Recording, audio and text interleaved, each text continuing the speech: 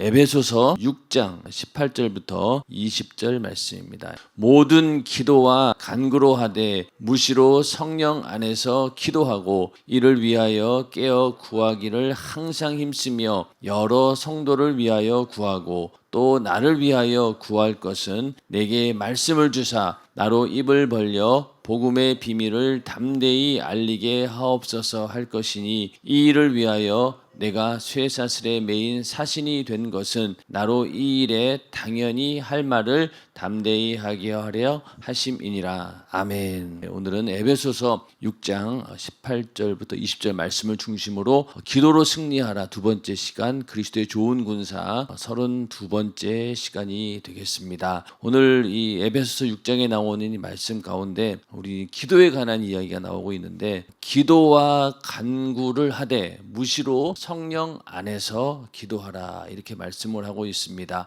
우리가 성령 안에서 기도한다라고 하는 것은 성령께서 감동하시는 대로 또 감화하시는 대로 우리가 기도하는데, 우리가 기도할 때 방언으로 기도할 때가 많이 있죠. 왜? 기도 한 2시간 하면은 한 60% 이상은, 그 이상도 얻을 때는 방언으로 기도가 할 때가 많이 있는데, 내가 무슨 말인지는 모르나 그러나 성령께서 말하게 하심에 따라 방언으로 기도하기 때문에 성령 안에서 기도한다라고 하는 의미가, 그렇게 우리가 방언 은사를 통해서 방언으로 하는 기도도 포함이 되는 것이고, 또 우리가 기도를 하되 여러 성도를 위하여 기도해야 된다. 그래서 성도들을 위해서, 또 내가 맡은 영혼들을 위해서, 또 내가 전도하기로 작정한 영혼들을 위해서, 또 이웃의 영혼들을 위해서 우리가 기도해야 되고, 또 19절에 가면은 나를 위하여 구하라 이렇게 말씀하고 있죠. 사도 바울 자신을 위해서 기도해 달라고 요청을 하고 있습니다. 그리고 내게 말씀을 주사 나로 입을 벌려 복음의 비밀을 담대히 알리게 하옵소서, 이렇게 성도들에게 기도해 달라고 사도 바울은 요청을 하고 있습니다. 우리도 마찬가지로 담임 목사님의 영육간의 강건함을 위해서도 계속 기도하고 있고, 또 총괄 창임 목사와 다른 부사역자들을 위해서도 기도를 여러분들이 계속 해주고 있기 때문에 우리 연세중앙교회에서 이렇게 복음을 전하고 또 교회가 운영되어 가는 일에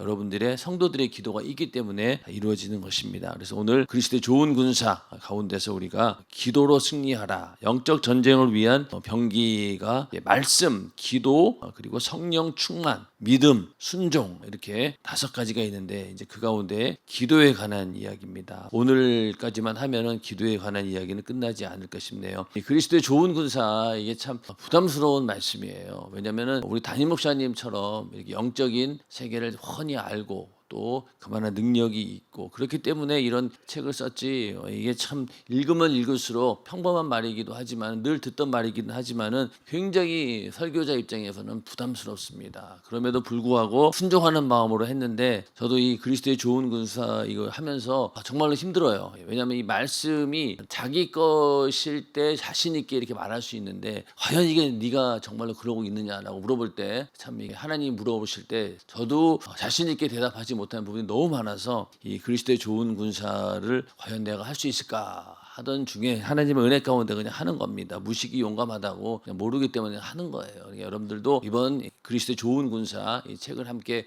은혜 나누면서 그리스도의 좋은 군사로 만들어지기를 주님의 이름으로 축원합니다. 그래서 오늘 기도에 관한 이야기를 좀 계속 해보도록 하겠습니다. 기도 가운데 가장 아마 의미 있고 또 하나님께서 원하시는 기도가 내 이웃을 위한 기도입니다. 하나님을 향한 사랑과 함께 하나님께서는 내 이웃을 내 몸과 같이 사랑하라 이렇게 말씀하고 있기 때문에, 우리가 이웃을 위해서, 영혼을 위해서 하는 기도는 하나님께서 기뻐 받으시고, 또 이런 기도는 하나님께서 금방 응답해 주시고 또 100% 응답해 주십니다. 그래서 우리가 이웃을 위해서 간절히 기도해야 된다. 자기 자신을 위해서 기도하는 동시에 이웃을 위해 기도하는 그런 사람들의 기도에 하나님께서 귀를 기울입니다. 그래서 우리가 기도하는 대상을 보면 교회 내에서 시험 들어 나오지 않는 성도들을 위해서 기도할 때도 있고, 또 영적인 고통 가운데서 헤매고 있는 그런 이웃들도 많이 있습니다. 질병으로 인해서 고통당하는 성도들도 있고, 또 여러 가지 환경 가운데 영육간의 문제로 인해서 고통 가운데 있는 그런 성도들을 위해서, 또 이웃을 위해서 우리가 간절히 기도하고 있습니다. 이 우리가 동탄 이 지역에 있으면서 보면은 겉으로 봤을 때는 다 편안한 평안하게 잘 사는 것 같아요. 육신으로는 좋은 주거 환경에서 또 주변에 상권도 잘 되어 있고 맘만 먹으면 무엇이든 다 할 수 있는 그런 곳이더라고요. 보니까 여러분들 그 궁동에 가서 살아보신 분들이 얼마나 계시려나 모르겠지만 궁동에 비하면 여기는 거의 문화가 물질 문명이 엄청 발달한 곳이에요. 궁동은 자주 말씀드리지만은 아마 서울 시내에서 가장 개발이 낙후된 곳이 바로 궁동입니다. 거기는 영혼의 때를 위해서 살 수밖에 없는 동네예요. 다른 게 아무것도 없어요. 지금은 그나마 좋아진 건데 처음에 우리 교회가 그게 세워질 때는 주변에 정말 아무것도 없었어요. 그 흔한 파리바게트조차 없었습니다. 그런 정도로 궁동에서는 그냥 오직 영혼의 때를 위해만 살아야 되는 거예요. 근데 여기 이제 동탄에 와보니 겉으로 봤을 때는 정말 부족한 것 없고 잘 사는 것처럼 보이는데 어떻게 보면은 그 가운데 영적으로 봤을 때는 그들이 고통 가운데 알게 모르게 신음하고 있고 그들의 영혼은 어떻게 보면은 이 물질의 부유 때문에 영적인 빈곤함을 보지 못한다라고 하는 것이 오히려 불행일 수도 있는 거잖아요. 왜 우리가 가난하고 없이 살고 그러면은요 육신의 삶에 대해서 기대할 것이 없으니까 영혼의 때를 향해서 소망을 두는 겁니다. 그런데 육신이 잘 먹고 잘 살면 어때요? 내 영혼의 빈곤함조차 보이지 않는다는 거예요. 그래서 이 지역에 살고 있는 많은 사람들의 영혼이 어떻게 보면은 더 하나님의 사랑이 필요하고 또 우리의 기도가 절실히 필요하다라는 것을 우리 여기에 있으면서 매일매일 느끼는 바입니다. 그래서 이 지역에 있는 많은 사람들이 물질의 부유 속에서 정말로 영적인 자신의 곤고함을 발견하고 다 예수 믿고 구원받아서 그 영혼도 풍족해지고 풍요해지는 삶이 되어지기를 원하는 마음으로 항상 기도하는 우리가 되기를 주님의 이름으로 축원합니다. 그런 이웃들을 위해서 우리가 기도하는 거죠. 시험든 이웃, 타락한 이웃을 위해서 우리는 항상 기도하는데 이 기도할 때 우리는 주님과 동일한 심정으로 기도해야 됩니다. 주님의 심정을 달라고 우리가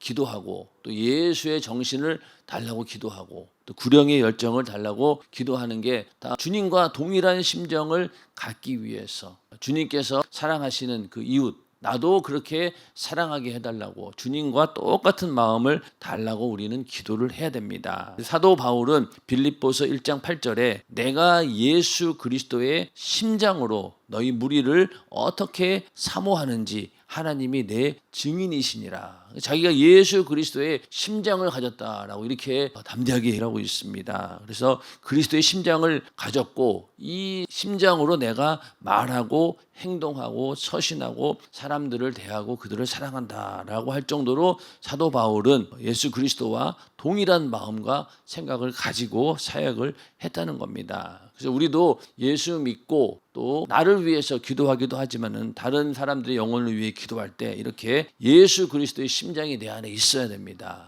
그래야지 그 동일한 마음을 가지고 그 영혼을 뜨겁게 사랑하는 마음으로 기도하게 되고 그 기도가 창달되었을 때 그 영혼이 구원받게 되는 것이죠. 또 빌립보서 2장 5절에는 너희 안에 이 마음을 품으라. 곧 그리스도 예수의 마음이니 이렇게 말씀하고 있습니다. 그래서 우리도 그리스도 예수의 마음이 있을 때 시험든 이웃, 타락한 이웃 그들을 위해서 기도할 수 있는 것이죠. 예수님께서 채찍에 맞아서 살이 찢어지고 또 피를 흘리는 그런 아픔 속에서도 우리 인간들이 지옥에서 그 형벌에서 벗어나야 된다. 그것을 구원하기 위해서 그렇게 지옥에서 나오기를 원하셨던 것처럼 우리도 내 이웃과 내 형제와 고륙 친척이 하나님의 뜻대로 구원받게 해달라고 우리는 간절히 기도해야 된다는 것이죠. 그러기 위해서 우리 안에 바로 예수 그리스도의 심장, 그리스도 예수의 마음이 우리 안에 있을 때 이런 애절한 기도가 나온다는 것입니다. 그래서 우리가 이웃을 위해서 기도하고 또 특별히 우리가 맡겨진 영혼들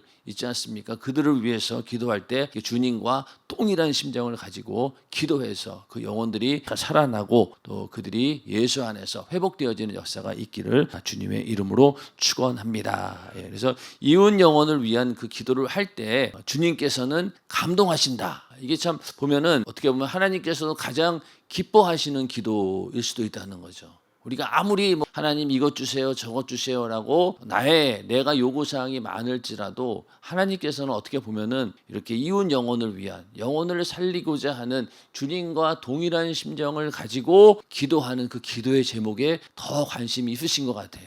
우리 하늘나라와 그 의를 구하는 자에게 모든 것에 더하신다라고 하는 말씀도 하나님께서 정말로 기뻐하실 만한 그런 내용을 가지고 기도할 때 덤으로 육신에 먹을 것, 쓸 것, 필요한 것들도 채워주신다는 거예요.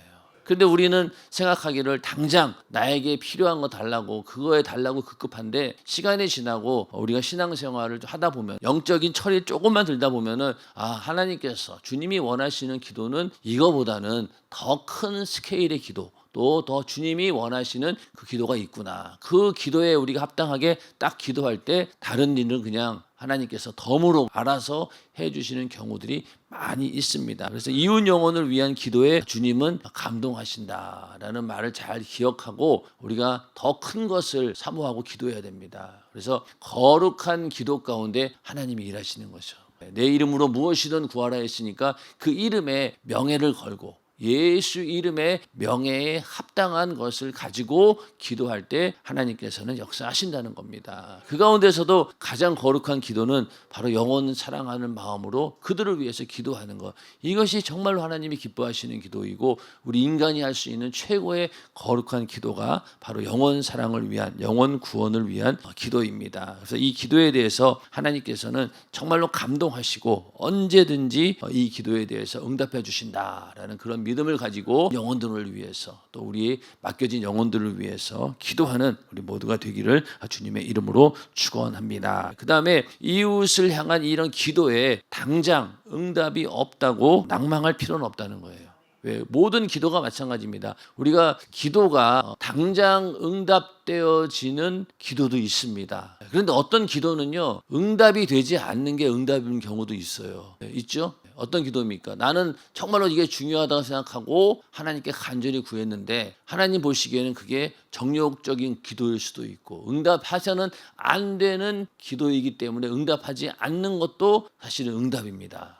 근데 우리는 내가 정해놓은 그 틀 안에 내가 응답이라고 하는 것, 내가 원하는 조건을 딱 그려놓고 하나님께서 거기에 맞춰서 응답해 달라고 기도하는 경우가 있는데 하나님께서는 이거는 내가 응답 안 하는 것이 너에게 유익이다라고 하면 안 하는 거죠. 그렇기 때문에 기도에는 응답하지 않는 것도 기도의 응답입니다. 그리고 어떤 경우에는 내가 기도한 것은 조그만 것을 구했는데 하나님께서 더 큰 것을 주신 경우도 있죠. 솔로몬이 무엇을 요구했습니까? 지혜를 달라고 하나님께 요구했잖아요. 그랬더니 하나님께서 지혜뿐만이 아니라 왕으로서 누릴 수 있는 모든 부유까지도 한꺼번에 다 주셨습니다. 그런 것처럼 우리의 기도도 우리의 생각과 하나님의 뜻과 그 차이가 있다는 것을 알고 우리는 어떠한 응답이 오더라도 그 응답에 감사할 수 있는 마음을 가지고 기도해야 되는데 이웃을 향한 기도 또 전도하기를 원하는 사람들을 위한 기도는 참 이게 인내가 필요합니다. 기도해서 당장 막 그 사람들이 막 예수 믿겠다고 막 와가지고 막 변화돼서 신앙생활 하면은 얼마나 좋겠습니까? 얼마나 좋겠습니까? 여기 매일 방방이 타러 오는 애들 많아요. 근데 그렇게 몇 번을 얘기해도 이 아이들인데도 이 마음이 움직이질 않습니다. 이런저런 핑계 대가지고 뭐 방방이 타러 오는데 예배는 안 갈래요. 뭐 이러면서 또 엄마가 아빠가 오지 말래요. 이러고 또 뭐 별의별 뭐 자기네 나름대로 이 시나리오를 짜서 교회 못 온다 얘기하더라고요. 그러니 마음 같아서는 쟤네들 빨리 와서 예수 믿고 예배드리면 얼마나 좋을까. 근데 그 뜻대로 됩니까? 잘 안 되죠. 인내가 필요합니다. 그러다 보니 우리가 낭망하게 되는 거예요. 낭망하고 좌절하게 되고 아이고 전도해도 소용이 없구나. 그러면서 낭망하려고 하는 찰나에 어떻습니까? 하나님께서 또 희망을 주시고 소망을 주셔가지고 전혀 또 다른 데서 이게 탁 터지는 거예요. 예전에 그 회사 다닐 때 영업하시는 분들 얘기를 들어봤더니 자기가 막 심혈을 기울여서 막 집중적으로 공략한 곳에서는 이게 열매가 안 나오는 거예요. 수익이 안 나오는 거예요. 그래서 왜 이렇게 열심히 했는데 안 될까? 그런데 전혀 생각지 않은 엉뚱한 곳에서 빵 터진다는 거예요. 그래서 그분들 하는 얘기가 민들레 홀씨 작전이라고 그래서 일단 막 뿌린대요. 막 뿌리면은 그 중에서 하나가 그냥 큰 게 더 걸린다는 거예요. 그 전까지는 일단은 뿌리면은 무조건 거둔다라는 그런 자기네들의 신념을 가지고 계속 하는 거예요. 그러니까 어느 부분에 열심히 해서 거기에서 당장 눈에 보이는 성과가 안 나오더라도 다른 데서 분명히 나온다라고 그 사람들은 그걸 위해서 막 분주하게 뛰어다닙니다. 왜냐하면 지금 내가 집중하는 여기에서는 성과가 없을지는 몰라도 내가 노력한 만큼 언젠가는 대가가 온다. 그런 신념을 가지고 있더라고요. 우리는 더한 거죠. 왜 영혼을 살리는 일이 세상에서 돈 버는 일에 비유가 되겠습니까? 더 하나님께서 원하시고 소중한 일인데 그 일을 위해서 우리가 집중할 때 어떤 경우에는 그곳에서 금방 열매가 안 나타날 때가 많이 있죠. 그래서 절대 우리는 그럴 때 낭망해서는 안 됩니다. 왜? 그것은요 언젠가는 이루어질 일이기 때문에. 자, 우리가 전도하기로 작정한 사람들이 있습니다. 그들을 위해서 기도했어요. 근데 그 기도가 내가 죽은 다음에 그 기도가 응답될 수도 있는 겁니다. 그렇잖아요. 사도 바울도 그렇게 기도하면서 전 세계 복음화를 위해서 간절히 기도했을 거예요. 그런데 결국 어때요? 그는 뭐 전 세계 복음화 되는 걸 보지 못하고 죽었지만은 그가 한 기도가 후대에 가서 다 이루어지지 않았습니까? 그런 것처럼 또 이 대한민국을 위한 기도도 얼마나 많은 사람들이 했겠어요. 조선을 위한 기도를 했겠죠. 그런데 그들의 기도가 그들이 살아있을 때는 몰랐지만 죽은 다음에 만약에 그 우리 믿음의 선진들이 지금의 우리 대한민국을 보게 되면 아마 깜짝 놀랄 거예요. 우리의 기도가 이렇게 엄청난 열매를 맺어서 세계 제일로 선교를 많이 하는 나라가 대한민국이 되었다고 아마 믿어지지가 않을 거예요. 그 정도로 기도는 언젠가는 반드시 이루어진다. 그래서 우리는 절대로 낭망할 필요가 없다는 것입니다. 시편 42편 11절에 보면은 내 영혼아 네가 어찌하여 낭망하며 어찌하여 내 속에서 불안하여 하는고. 우리는 눈에 보이는 현실을 보게 되면 낭망하게 되고 또 불안해할 수밖에 없지요. 그러나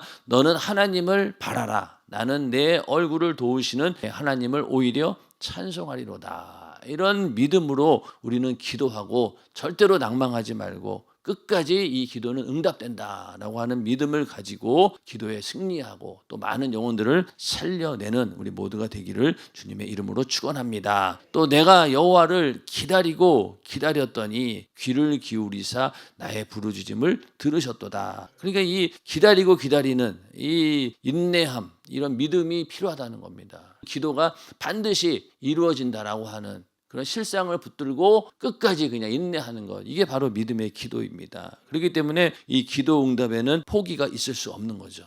포기가 있을 수 없고 또 중요한 것은 천하보다 귀한 영혼을 구원하기 위한 기도는 하나님께서 반드시 응답하신다. 이런 믿음으로 우리는 기도해야 된다는 겁니다. 자, 사도 바울은 로마에 가서 복음을 전하는 것, 그리고 더 나가서 그가 정말로 원했던 것은 땅끝 서바나 스페인 쪽에 가서 복음을 전하는 것, 이것이 사도 바울의 생애의 소원이었어요.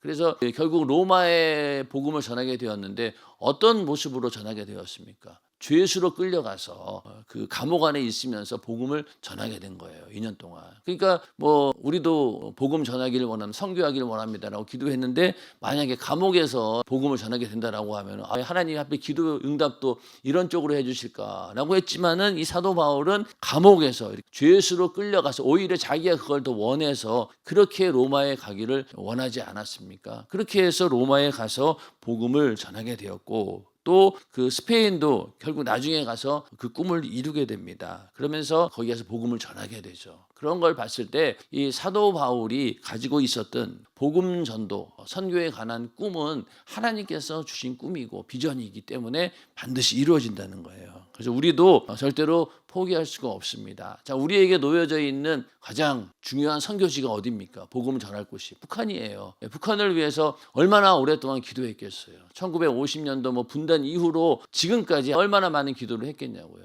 근데 그 기도가 과연 땅에 떨어졌을까요? 아닙니다. 반드시 그 기도는 응답되어집니다. 그래서 북한에 이제 복음이 들어가고 다시 교회가 세워지는 날이 반드시 온다는 거예요. 우리 때에 안 이루어질 수도 있어요. 그러나 그 다음 세대에도 하나님께서는 반드시 그 기도에 응답하신다라는 그런 믿음을 가지고 나라와 민족을 위해서 계속 기도하고 있는 겁니다. 북한 선교를 위해서, 나라와 민족을 위해서 기도할 때 꼭 빠지지 않고 기도를 하지 않습니까? 기도로 준비하고 있는 거기 때문에 반드시 그날은 온다. 꿈은 이루어집니다. 복음을 전하고자 하는 사도 바울의 꿈이 이루어졌던 것처럼 우리 민족이 간절히 원했던 그 꿈도 반드시 예수 안에서, 성령 안에서 이루어진다라는 그런 믿음을 가지고 나라와 민족을 위해서, 북한에 있는 동포들을 위해서 함께 기도하는 우리 모두가 되기를 주님의 이름으로 축원합니다. 자, 그 다음에 기도하지 않으면 이길 수 없다. 기도 자체가 하나님께서 우리에게 주신 아주 큰 능력입니다. 기도해야지만이 이 악한 영과 싸울 수 있는 능력이 있는 것이죠. 능력이라고 하는 게 병을 고치고 귀신을 쫓아내고 능력 맞아요. 그러나 가장 중요한 것은 내가 신앙생활을 제대로 할 수 있는 그것이 우리에게 주어진 능력이 되는 겁니다. 우리가 공예배 때 나와서 예배의 자리를 빠지지 않고 지키는 것, 이것도 엄청난 큰 능력이에요. 그거 못하는 사람들이 얼마나 많이 있냐고요. 그리고 주일날 내가 온전히 하루를 하나님께 드릴 수 있다. 그것도 능력이고요. 또 매일 밤마다 기도하러 와서 기도하는 것만 해도 엄청난 능력입니다. 예수 믿는 사람이지만은 그렇게 매일 와서 기도하는 사람 우리나라에 얼마나 될까요? 별로 없어요. 근데 우리 교인들 매일 밤마다 와서 이렇게 2시간씩 기도하는 건 엄청난 능력이죠. 왜? 이 기도해야지만이 이 악한 영과의 싸움에서 승리할 수 있기 때문에 그렇습니다. 마가복음 9장에 보면은 제자들에게 귀신 들린 아이를 데려왔는데 못 고친 거예요. 못 쫓아낸 거예요. 그래서 예수님께 데려와서 쫓아냈습니다. 그러고 나서 제자들이 물어봅니다. 집에 들어가심에 제자들이 종용이 묻자오되 우리는 어찌하여 능히 그 귀신을 쫓아내지 못하였나이까. 그러니까 예수님께서 기도 외에 다른 것으로는 이런 유가 나갈 수 없느니라 하시니라. 이러한 능력이 어디에서 오느냐? 기도를 통해서 온다는 거예요. 기도를 통해서 우리에게도 이러한 병을 고치고 귀신을 쫓아내고 악한 영을 몰아낼 수 있는 그 능력 있는 자에게 주신 권세잖아요. 그런 능력이 나타나기 위해서는 어떻게 된다고요? 기도해야 된다는 거예요. 기도 외에는 다른 것으로는 이런 유가 나갈 수 없다. 그래서 기도할 때 성령이 충만할 때 이런 역사도 우리에게 나타나기 때문에 우리가 기도하는 것, 내가 신앙생활 잘하는 것도 중요하고 또 이렇게 능력을 나타나는 것도 중요한 거죠. 만약 여러분들이 이러한 능력이 나타나면은요, 전도할 때 얼마나 담대하게 전도할 수 있겠냐고요. 병든 사람이 있으면 데려와, 내가 고쳐줄게. 그리고 확 고쳤어요. 그러면은 아마 전도할 때 막 사람들이 모여들 겁니다. 저도 그걸 간절히 바라는 바이고요. 그러기 위해서 어떻게 된다고요? 기도 외에는 다른 것으로는 할 수 없다는 겁니다. 그래서 기도에서 그런 능력을 다 갖추어서 담대하게 복음을 전하고 많은 사람들에게 예수의 생명을 전하는, 예수의 생애를 재현하는 우리 모두가 되기를 주님의 이름으로 축원합니다. 그래서 마귀는 영적 생활을 방해하기 위해서 가장 할 수 있는 중요한 전략이 뭐냐? 기도를 못하게 하는 거예요. 기도를 못하게. 그러니까 믿는 자들이 기도를 하게 되면 영적으로 무장하게 되는 건데, 기도를 일단 딱 막아버리면은요, 우리가 갖고 있는 그 영적인 무기를 쓸 수 없도록 무장해제시키는 거예요. 내가 싸움을 나가는 이 군사가 전쟁 무기를 들고 나가야 되는데 무장해제시켜버리고 그냥 뭐 쓰레빠 싣고 다니고 이러면 전쟁을 할 수가 없잖아요. 근데 마귀가 하는 일은 계속해서 우리로 하여금 경계를 늦추게 만들고 무장해제시켜버리는 거예요. 그래서 다 총도 내려놓고 완전 군장도 다 내려놓고 편하게 쉬자 이렇게 자꾸 만들려고 하는데, 그 첫 번째가 바로 뭐냐? 기도를 못하게 하는 겁니다. 기도만 일단 중단시키면은 일단 신앙생활에 브레이크가 오게 되죠. 그러면서 하나님과의 관계를 끊어놓게 됩니다. 그래서 에덴 동산에서 아담과 하와가 결국은 끊어졌잖아요. 마귀의 괴계에 의해서. 그런 것처럼 우리도 기도하지 않는다라고 하는 것은요, 하나님과의 교제가 끊어진다는 거예요. 그거를 계속 막는 거죠.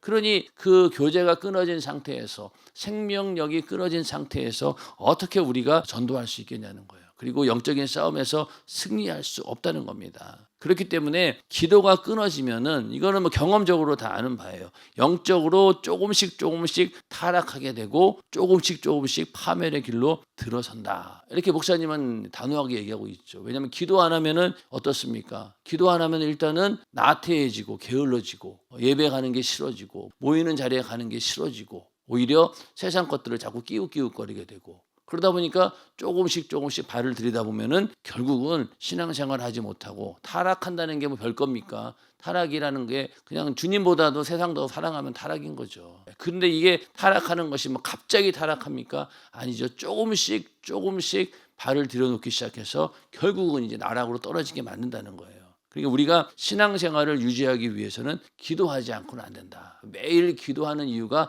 바로 여기에 있다는 겁니다. 그리고 기도하지 않으면 어떻습니까? 매사에 우리는 실수와 또 실패밖에 없다는 거예요. 베드로가 예수님이 붙잡혀 갈 때 그 군병들을 자기가 제거한답시고 칼을 빼들고 내리치지 않았습니까? 그게 뭐예요? 그건 정말로 사단적인 행위예요. 만약 예수님께서 십자가에 달려 죽지 않으면 어떻게 됩니까? 인류 구원은 없는 거예요. 근데 그거를 이 베드로는 아마 모든 인간이 그 자리에 있었으면 그랬을 거예요. 그거 안 한 사람들이 어떻게 보면 비겁한 사람이라고 그러겠죠. 그러나 그거 한 행동은 어떻습니까? 결국 인간적인 것으로는 옳아 보일 수는 있겠지만은 그러나 하나님의 뜻에 비추어 봤을 때는 실수와 실패인 거죠.